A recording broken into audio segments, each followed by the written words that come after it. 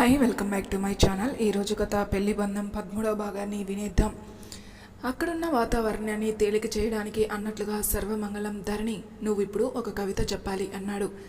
ఇప్పటికిప్పుడు ఏం చెప్పగలనన్నయ్య అంది ధరణి. మనోడికి జాబ్ వచ్చింది కదా, దాని గురించే చెప్పు అన్నాడు సర్వమంగళం.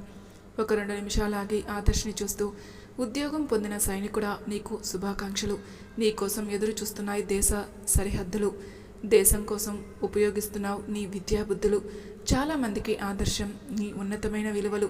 సైనికులను చూసైనా ఆగితే బాగున్ను విదేశీ వలసలు.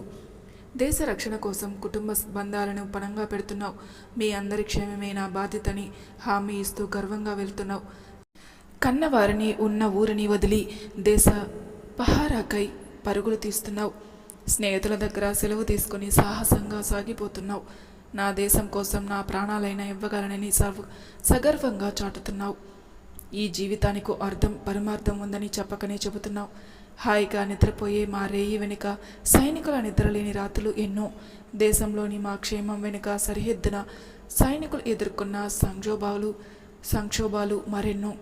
మా ఆరాటాల ఆనందాల వెనుక సైనికుల పోరాటాలు ఎన్నెన్నో. ఏ అక్షరాలు సరిపోతాయి నీ గొప్పతనం చెప్పడానికి? ఏ పదాలు సరితూగుతాయి నిన్ను పొగడడానికి? ఏ వాక్యాల విలువ సరిపోతుంది నీ విలువను వివరించడానికి? సరిహద్దున నీ జీవితపు క్రమశిక్షణ మన దేశపు జీవనానికి రక్షణ. సైనికుడు లేని దేశం ప్రాణం లేని దేహమే. దేశ ప్రజలందరి తరపున ఓ సైనికుడా నీకు పాదాభివందనం, హృదయాభివందనం. ఓ సైనికుడా నీకు సెల్యూట్, ఓ సైనికుడా నీకు సెల్యూట్ అంటూ ముగించింది. బాగా చెప్పావు అంటూ ధరణిని మెచ్చుకుంటూ ఆదర్శ్కి అందరూ కంగ్రాట్స్ చెప్పారు. ఆదర్శ్ పుణ్యమా అని అందరూ ఇలా కలుసుకున్నాం, మళ్ళీ ఎప్పుడు ఇలా కలుస్తామో ఏంటో అన్నాడు ఒక స్నేహితుడు. మొత్తానికి సమయం చాలా తొందరగా గడిచిపోయినట్లుగా అనిపించింది. ఈ జ్ఞాపకాలను ఎవరి ఫోన్లో వారు భద్రపరుచుకుంటున్నారు. ఇంకాస్త సమయమే ఉండడంతో అందరూ టీ తాగుతూ ముచ్చటించుకుంటున్నారు. ధరణి మాత్రం అక్కడికి ఒక 2 అడుగుల దూరంలో ఒక చెట్టుపైన పక్షులు గూడు కట్టుకోవడాన్ని అపురూపంగా చూస్తుంది. ఆదర్శ్ ధరణి దగ్గరికి వచ్చి, థ్యాంక్ యూ ధరణి వచ్చినందుకు అన్నాడు. మేమే నీకు థ్యాంక్స్ చెప్పాలి ఆదర్శ్, ఇలా అందరినీ కలిసే ఏర్పాటు చేసినందుకు అంది ధరణి. కానీ నేను వచ్చింది నీకోసమే ధరణి అని అన్నాడు ఆదర్శ్. ధరణి ప్రశ్నార్థకంగా చూస్తూ మౌనంగా ఉండిపోయింది. నిజమే ధరణి, నీతో ఇప్పుడు ఇలా మాట్లాడడం కరెక్ట్ కాదని నాకు తెలుసు. ఇప్పుడు కూడా నేను నీతో మాట్లాడకపోతే ఇంకెప్పటికీ మాట్లాడలేను. నీ ప్రేమని పొందలేని నేను చాలా దురదృష్టవంతుణ్ణి. కానీ గగన్ గారు లాంటి మంచి వ్యక్తి నీకు దొరికారు. మీరిద్దరూ చాలా సంతోషంగా ఉన్నారు, అది నాకు ఆనందం. కానీ నా మనసు మూలల్లో ఇంకా నువ్వే ఉన్నావు. తప్పుగా అనుకోకు, భయపడకు. ఈ విషయం నీకు తప్ప నేను ఎవరికీ చెప్పుకోలేను. ఎందుకంటే ఇప్పుడు నువ్వు ఒకరి భార్యవి. మిగిలిన వారికి నువ్వు నా స్నేహితురాలు అని చెప్పినట్టు నీ దగ్గర మాత్రం లోపల ప్రేమను దాచుకుని బయట స్నేహాన్ని నటించలేను. అలాగని నా ప్రేమ నీకు నీ జీవితానికి ఎప్పటికీ ఇబ్బంది కాదు అన్నాడు చాలా ఉద్వేగంగా. ఆదర్శ్ కళ్ళల్లో నిజాయితీ, మాటల్లో స్వచ్ఛత ధరణికి తెలుస్తున్నాయి. ఇక ఏమనాలో ధరణికి అర్థం కాలేదు. ఆదర్శ్, నీ మాటలను నేను తప్పుగా తీసుకోను. ప్రేమ విలువ తెలిసిన వారు ఎదుటి వారి ప్రేమను అర్థం చేసుకుంటారు, ఎప్పుడు హాని చేయరు. నీ గురించి నాకు బాగా తెలుసు ఆదర్శ్. నీతో నా అనుబంధం స్నేహానికి మించి. అలాగని దానికి ప్రేమ అని నేను పేరు పెట్టలేను. నా ప్రేమ నా ప్రాణం, నా సర్వస్వం నా భర్తే అంది ధరణి. అర్థం చేసుకున్నందుకు చాలా థ్యాంక్స్ ధరణి. నాది ప్రేమ, నీది స్నేహం అంతే అన్నాడు ఆదర్శ్. నా స్నేహంలో నువ్వు ప్రేమను పెంచుకున్నావు, నీ ప్రేమలో నేను స్నేహాన్ని నింపుకున్నాను. ఒక స్నేహితుడిగా నిన్ను ప్రేమించగలను, కానీ నా స్నేహం ఎప్పటికీ ప్రేమగా మారదు. నీ ప్రేమ స్నేహంగా మారే అవకాశమూ లేదు. ఒకవేళ ప్రేమ స్నేహంగా మారింది అన్నా అది అబద్ధమే. నీ ప్రేమను నేను గౌరవిస్తాను. నా స్నేహానికి నువ్వు విలువను ఇస్తున్నావు. మన ఇద్దరి ఆత్మీయ బంధం ఎప్పటికీ ఇలాగే కొనసాగుతుంది పవిత్రంగా అంది ధరణి. అంటే ఎప్పటికీ కలవని, అలాగే విడిపోని, సమాంతరంగా సాగే రైలు పట్టాలా అన్నమాట అని మనసులోని అనుకుంటూ, నా భారం ఎప్పటికీ తీరనిది, ఎవరూ తీర్చలేనిది. కానీ ఈ క్షణం నీ మాటలతో నా మనసు కాస్త తేలికపడింది ధరణి అన్నాడు ఆదర్శ్ ఎంతో ఉద్వేగంగా. సరే ఇక వెళ్దాం పద ఆదర్శ్ అంటూ, anyway congrats Adarsh, all the best అంటూ చేయందించింది. తనని కాస్త డైవర్ట్ చేసే ఉద్దేశంతో ఆ చేతిని అందుకున్న ఆదర్శ్, జీవితాంతం ఈ చేతిని వదలకుండా పట్టుకోవాలనుకున్నాను ధరణి అని మనసులోనే అనుకుంటూ నీళ్ళు నిండిన కళ్ళతో థ్యాంక్ యూ ధరణి అంటూ అప్రయత్నంగానే ఆ చేతిని ముద్దాడాడు.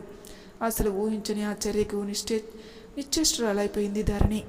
ధరణి సర్ప్రైజ్ చేద్దామని ధరణికి చెప్పకుండానే ధరణిని పికప్ చేసుకోవడానికి వచ్చిన గగన్ కాస్త దూరంలో కారు ఆపి కారులో నుంచి బయటకు రాగానే వీరిద్దరిని చూశాడు.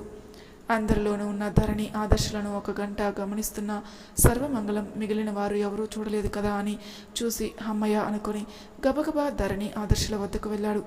ఒక్క క్షణంలో తేరుకొని తానేం చేశాడో అర్థమైన ఆదర్శ్ ఎంతో కంగారుగా, ధరణి నన్ను క్షమించు, నా మనసులో ఎలాంటి చెడు ఉద్దేశం లేదు.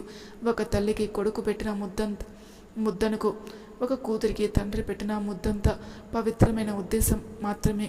దయచేసి తప్పుగా అనుకోకు, ప్లీజ్ ప్లీజ్ అంటూ బ్రతిమలాడుతున్నాడు. ఇంతలో అక్కడికి వచ్చిన సర్వమంగళం ఒరేయ్ ఏంటిది అంటూ ఆదర్శ్ని అడుగుతూ రండి టైం అయింది బయలుదేరదాం అంటూ ఆదర్శ్ని తీసుకుని అందరి దగ్గరికి వెళ్ళిపోయాడు. ఇంతలో ఒక స్నేహితురాలు గగన్ని చూసి ధరణి మీ వారు ఒక్క పూట కూడా నిన్ను చూడకుండా ఉండలేకపోతున్నట్టున్నారు, అదిగో చూడు అంటూ పిలిచింది. సర్వమంగళం ఇంకా ఇద్దరు అబ్బాయిలు గగన్ని రిసీవ్ చేసుకోవడానికి వెళ్తున్నారు. గగన్ని చూడగానే ఆనందంగా దగ్గరికి వచ్చి అదేంటి బావా వస్తున్నానని కనీసం నాకు చెప్పలేదే అంది ధరణి ఆశ్చర్యంగా. ఏం లేదురా, ఉదయం పూట అయితే పర్వాలేదు, కానీ ఇప్పుడు తొందరగా ఏవీ దొరకకపోతే నీకు ఇబ్బంది అవుతుంది కదా అందుకని అన్నాడు గగన్. అందుకని 2 గంటల ప్రయాణం చేసి మరీ వచ్చావా నన్ను తీసుకెళ్లడం కోసం అంది ధరణి. అయ్యో బావగారు, మేం ధరణిని భద్రంగా ఇంటికి పంపించేవాళ్ళం కదా, అనవసరంగా మీకు శ్రమ, పోనీలేండి ఇలాగైనా వచ్చారు, మిమ్మల్ని కూడా చూసినందుకు సంతోషంగా ఉంది అన్నాడు సర్వమంగళం. అప్పుడు ధరణి పెళ్లిలో చూసిన వాళ్ళు గగన్ని పలకరించారు. తెలియని వాళ్ళు గగన్కి పరిచయం చేసింది. ఇంతలో ఆదర్శ్ స్వీట్ తీసుకుని వచ్చి గగన్కి ఇచ్చాడు. బావా తనే ఆదర్శ్ అంటూ పరిచయం చేసింది ధరణి. కంగ్రాట్స్ ఆదర్శ్ అంటూ పలకరించాడు గగన్. అప్పటికే టైం సాయంత్రం 5 కావస్తుండడంతో ఇక ఒకరికొకరు వీడ్కోలు చెప్పుకుంటూ బయలుదేరారు. వేరే ఊర్లో వెళ్ళవలసిన 4-5 అమ్మాయిల్ని బస్ స్టాప్లో డ్రాప్ చేసి బస్సు బయలుదేరే వరకు గగన్ ధరణిలో ఉన్నారు. వీరితో పాటే ఆదర్శ్ సర్వమంగళం కూడా ఉన్నారు. మొత్తానికి వీరు 4 మిగిలారు. ధరణి గగన్లు కూడా వీరికి బాయ్ చెప్పి కారు వద్దకు బయలుదేరారు. ఆదర్శ్ సర్వమంగళం ఇద్దరు వారిని దగ్గరుండి కారు ఎక్కించి వీడ్కోలు చెప్పారు. ధరణి కూడా ఇద్దరికి కళ్ళతోనే బాయ్ చెప్పింది. ధరణి వచ్చింది. తనతో మాట్లాడానన్న ఆనందం ఒకవైపు, ధరణి నాకు దూరమై ఇంకొకరితో వెళ్ళిపోతుంది, ఇక జీవితాంతం నాకు తను జ్ఞాపకమే అనే బాధ మరోవైపు. అక్కడే కూలబడిపోయాడు ఆదర్శ్. ఏంట్రా ఆదర్శ్ ఇది, ఇందాక కూడా నువ్వు ధరణితో అలా ప్రవర్తించడం నాకు నచ్చలేదు అన్నాడు సర్వమంగళం. నీ మనసు నాకు తెలుసురా, నువ్వు చాలా మంచివాడివి, ధరణి కూడా నాకు చెల్లి, తను చాలా మంచిది, కానీ ఇందాక నిన్ను అలా ఎవరైనా చూసి ఉంటే అంటూ ఆగిపోయాడు. సారీరా, ఎంత మామూలుగా ఉండాలనుకున్నా నా వల్ల కాలేదురా, ధరణి ఏమనుకుంటుందో నా పక్కనే ఉంటే ధరణిని నేను ఎంత ఆనందంగా చూసుకోవాలనుకున్నానో గగన్ గారు కూడా అంతే ఆనందంగా చూసుకుంటున్నారు ధరణిని, ఆ విషయంలో మాత్రం నాకు చాలా సంతోషంగా ఉందిరా అన్నాడు ఆదర్శ్ నిస్వార్థంగా. మొత్తానికి వారి గెట్ టుగెదర్ ఇలా ముగిసింది. ధరణి గగన్ల ప్రయాణం కారులో సాగుతుంది. ధరణి ఆదర్శుల ప్రయాణం సాగుతుంది, కానీ ధరణి కాస్త ముభావంగా ఉంది. నిజానికి ధరణి ప్రయాణించేటప్పుడు ఏదైనా కొనమంటుంది తినటానికి. తింటూ పాటలు వింటూ కబుర్లు చెప్పుకుంటూ పరిసరాలను గమనిస్తూ ప్రయాణం చేయడం ధరణికి ఇష్టం. తను ధరణి కోసం తెచ్చిన డైరీ మిల్క్ చాక్లెట్లను ధరణికి ఇస్తూ ఎలా జరిగింది ధరణి మీ గెట్ టుగెదర్ అని అడిగాడు గగన్. బాగానే జరిగింది బావా అంది ధరణి.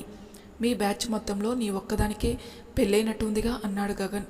అవును బావా, అందుకే ఈ రోజంతా నిమిషానికి ఒకసారి నీ గురించి ప్రస్తావిస్తూ నన్ను ఆట పట్టించారనుకో అంది కాస్త మామూలు అవుతూ. ఆ రోజు జరిగిన విషయాలతో పాటు ఆ అమ్మాయి అలా, ఈ అబ్బాయి ఇలా అంటూ ప్రతి ఒక్కరి గురించి గగన్కు చెప్పింది ధరణి. మొత్తానికి మీరందరూ మళ్ళీ ఈరోజు ఇంటర్లోకి వెళ్ళిపోయారైతే అన్నాడు గగన్ నవ్వుకుంటూ. అవును బావా, ఈరోజు జరిగిన ఇంకొక విషయం నీకు చెప్పాలి అంది ధరణి. ఏంటి ధరణి అన్నాడు గగన్. అది ఆదర్శ్ విషయం చెప్పాలనుకుంటున్నావా లేక ఎక్స్ప్లెయిన్ చేయాలనుకుంటున్నావా అన్నాడు గగన్. ధరణి కాస్త అర్థం కానట్లుగా ఏమంటున్నావు బావా, మరి ఇప్పటి వరకు అన్నీ టకటకా చెప్పిన నువ్వు ఇప్పుడెందుకు ఆలోచిస్తున్నావుగా? ఏం చెప్పాలో అర్థం కాక బావా, ఆదర్శ్ నన్ను ఇంటర్లోనే ఇష్టపడ్డాడు, ఈరోజు తను అబ్బా ఆపు ధరణి కాస్త కోపంగా అన్నాడు గగన్. ధరణి ఒక్కసారిగా షాక్ అయి కాస్త భయంగా, అది కాదు బావా నేను చెప్పేది. ధరణి ఇప్పుడే అడిగాను కదా, నువ్వు విషయం చెప్పాలనుకుంటున్నావా లేక సంజాయిషి ఇవ్వాలనుకుంటున్నావా అని.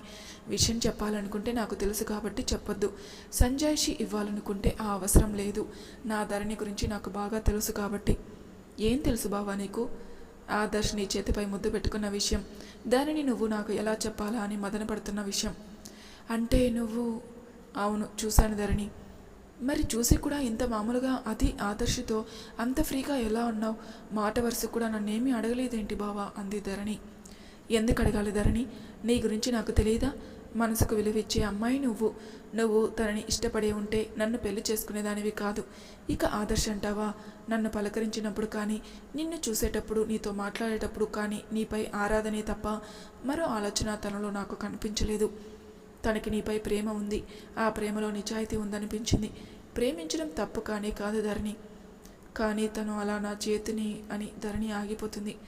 ఒక్కొక్కసారి మాటలకు అందని మనసు భావోద్వేగం అదుపు తప్పి చేతల్లో బయటపడుతుంది. అందులో దురుద్దేశాన్ని వెతకలేం. అయినా ఇంకొక మాట చెప్పనా? ఆదర్శ్ అలా చేసినప్పుడు నువ్వు ఇబ్బంది పడ్డావే కానీ కోప్పడలేదు. ఎందుకంటే 2 ఏళ్ళు నీతో కలిసి చదివిన ఆదర్శ్ గురించి నీకు బాగా తెలుసు కాబట్టి. వేరే దురుద్దేశమో లేక నీకు చెడు చేసే అభిప్రాయమో తనకు లేదనిపిస్తుంది. ధరణి కాస్త ఆరాధనగా నీళ్లు నిండిన కళ్ళతో, ఎలా బావా ఇలా? ఎవరో చెప్పిన మాటలు విని నిజానిజాలు కూడా తెలుసుకోకుండా అనుమానపు పునాదులపై అబద్ధాల గోడలు కట్టి జీవితాలను నాశనం చేసుకుంటున్న ఈ రోజుల్లో నువ్వు కళ్ళతో చూసింది కూడా ఇంత తేలిగ్గా కొట్టిపారేస్తున్నావు. నా మీద నీకు అంత నమ్మకమా? నీలాంటి భర్త దొరకడం నిజంగా నా అదృష్టం బావా. నమ్మకం అనేది 3 అక్షరాల పదమే కావచ్చు, కానీ ఆ నమ్మకం 3 అక్షరాల జీవితంకి పునాది ధరణి. 3 ముళ్ళతో మన జీవితాలు ఎప్పుడూ ముడిపడిపోయాయి. నేను నమ్మకపోతే నన్ను నేను నమ్మనట్టే. నా దృష్టిలో నమ్మకం అనే పదానికి సరిగ్గా తరితూగేది నా ధరణి మాత్రమే. మనిషిని కలిపి ఉంచే బంధం నమ్మకం. మనసుని మనసుతో ముడివేసే అనుబంధం నమ్మకం. ఒక బంధాన్ని నిలబెట్టే గొప్ప బలమే నమ్మకం. రేపటి ఎదురుచూపుకి ఆధారం నమ్మకం. తల వంచి తాళి కట్టించుకున్న నీ అనువుకై నాకు నమ్మకం. నలుగురిలో నన్ను బయట పెట్టని నీ అంతరంగంపై నాకు నమ్మకం. మాట తప్పని నీ మాటపై నాకు నమ్మకం. మర్మమెరగని నీ మనసుపై నాకు నమ్మకం. స్వార్థమెరగని నీ ఆలోచనపై నాకు నమ్మకం. న్యాయమైన నీ నిర్ణయాలపై నాకు నమ్మకం. అందరినీ అర్థం చేసుకునే నీ వ్యక్తిత్వంపై నాకు నమ్మకం. ఎవరికి హాని తలపెట్టని నీ మనస్తత్వంపై నాకు నమ్మకం. నిన్నుగా చూసే నీ ఆత్మాభిమానంపై నాకు నమ్మకం. అనుకున్నది సాధించే నీ ఆత్మవిశ్వాసంపై నాకు నమ్మకం. నిన్ను ప్రేమిస్తున్న నా ప్రేమపై నాకు నమ్మకం. నన్ను ప్రేమిస్తున్న నీ ప్రేమ నాకై సొంతమని నా నమ్మకం. నేనంటే నాకు ఎంతో నమ్మకం. నా నువ్వంటే నాకు అపారమైన నమ్మకం. ఉద్వేగం, ఆనందం ఒకదానితో ఒకటి పోటీపడి కళ్ళల్లో నీరు చంపలను చేరగా మాట రాక గొంతు మూగపోతే ప్రేమను కృతజ్ఞతను కలగలిపి గగన్ని చూస్తూ ఉండిపోతుంది ధరణి. ఏయ్ పిచ్చి, ఎందుకా కన్నీళ్ళు? నిజంగా ప్రేమంటే ఏంటో, బంధం అంటే ఏంటో నువ్వు వచ్చాకే తెలిసింది నాకు. నువ్వు నా భార్యవి అవటం నా అదృష్టం రా. నిజంగా బావా, నీ దగ్గర ఏ విషయం దాయలేను నేను. అలాగని ఏం చెప్పాలో నాకు అర్థం కాలేదు. కానీ నువ్వు చెప్పే అవసరం లేకుండానే అర్థం చేసుకున్నావు. థ్యాంక్ యూ బావా.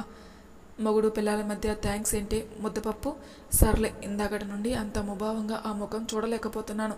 కాస్త నవ్వు తల్లి. ఇంకా ఒక్క చాక్లెట్ కూడా ఓపెన్ చేయలేదు నువ్వు. నీ కోసం సమోసాలు కూడా ఎదురుచూస్తున్నాయి. త్వరగా వాటి పని పట్టి ఖాళీ చేయి అన్నాడు నవ్వుతూ. ధరణి నవ్వుతూ, ఇప్పుడు మనసుకి కాస్త హాయిగా ఉంది నా ప్రయాణాన్ని ఆస్వాదించగనుక. అవును బావా, నువ్వేంటి సడన్గా? నేను అసలు ఊహించలేదు నువ్వు వస్తావని.